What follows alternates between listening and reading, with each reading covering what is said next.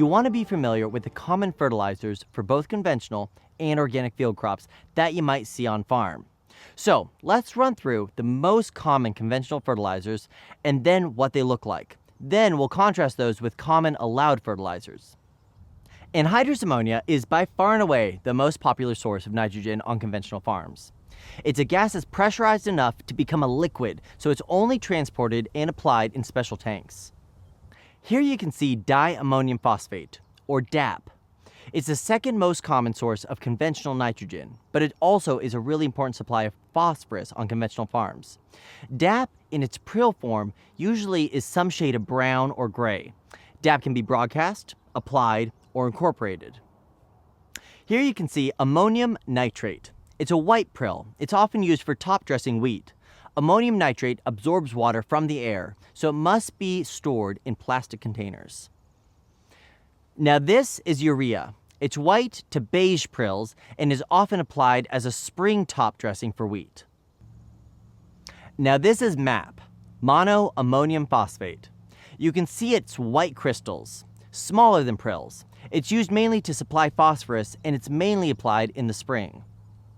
Now let's note here, the exact color of each of these fertilizers can differ based on the chemical purity, so differences will be seen on farm. I encourage you to become familiar with the common conventional fertilizers in the regions in which you plan to inspect. The other conventional material you'll want to be able to spot on farm are synthetic seed treatments and inoculants. Often conventional seeds are treated with pesticides and fungicides, but by law, these treatments must have a really unnatural color, think bright pink, and should not be touched with your bare hands.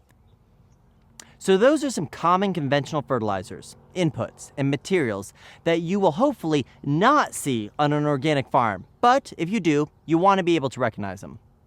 Common allowed fertilizers for field crops and organics are natural in origin. Often they're mined mineral deposits or come from plant and animal products.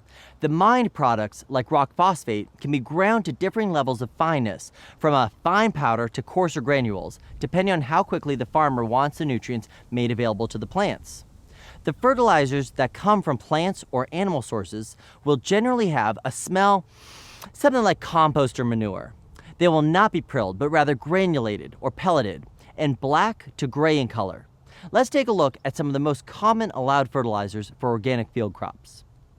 Pelleted chicken manure is a commonly allowed fertilizer. This is in the form that allows it to be applied like a conventional granulated fertilizer. And I can tell you that they have a smell, well, of manure. Another common allowed fertilizer is various forms of liquefied fish. These can be called emulsions or hydrolysates, depending on how they were made. Here's one form of liquefied fish. It's a deep brown and very thick and smells like, well, fish. Not a great smell if you're going on a date. Another common allowed fertilizer is dairy manure or dairy bedding, a great reason to integrate that livestock with a field crop operation. Farmers can have access either to liquid manure, manure mixed with bedding, also called bedded pack, or composted manure. Liquid manure is blackish and smells like manure or possibly really strongly of ammonia. That strong, harsh ammonia smell that you might remember from cleaning chemicals looks like this. Liquid manure can also be called slurry. Bedding pack is manure mixed with bedding materials, often straw or sawdust. You'll see full pieces of straw in it, like this. Composted manures will be digested, and so you should only see small bits of straw. It should smell less like manure and more like that sweet smell of earthy compost. Lime is commonly used to adjust soil pH and sometimes to add calcium if it's dolomitic lime. It can be pelleted like this or powdered like this. Gypsum is used to add calcium and sulfur to soils, and it's also used to loosen up the soils. In addition to growing their own fertilizer and applying fertilizers from off the farm, some producers may need to apply fertilizers to add micronutrients, which for our purposes are those other than nitrogen, phosphorus, or potassium.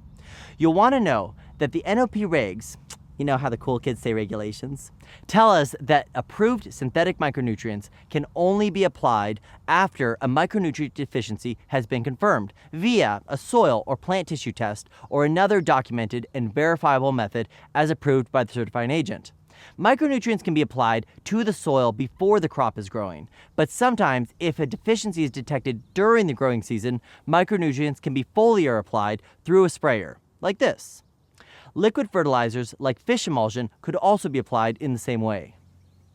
You'll also see materials applied to change the soil's pH. Recall that these are amendments and they're not fertilizers because they don't supply the plant with food.